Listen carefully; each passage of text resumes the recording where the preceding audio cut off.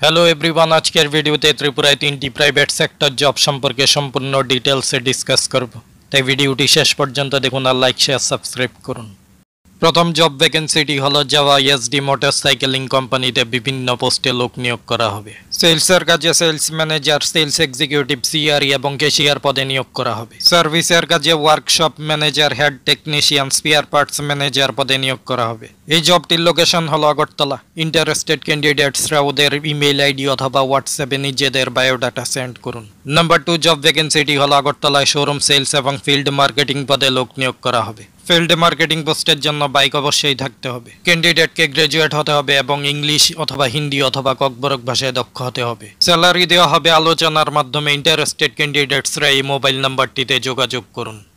Number 3 job ভ্যাকেন্সিটিতে service adviser পোস্টের জন্য automobile সার্ভিসে 2 বছরের এক্সপিরিয়েন্স লাগবে। সার্ভিস ম্যানেজার পোস্টের জন্য অটোমোবাইল সার্ভিসে 3 বছরের এক্সপিরিয়েন্স থাকতে হবে। সেলস কনসালট্যান্ট পোস্টের জন্য ভেহিকেল সেলসে 2 বছরের এক্সপিরিয়েন্স থাকতে হবে। সেলস কনসালট্যান্ট ফ্রেশারদের 2 হুইলার্স থাকতে হবে। 2 কপি কালার ফটো, আধার কার্ডের কপি এবং কোয়ালিফিকেশন প্রুফের কপি নিয়ে 25 আগস্টের মধ্যে Panna motors, Hyundai NH8 Assam Agartala রোডে চাঁদপুর আগরতলায় যোগাযোগ করুন।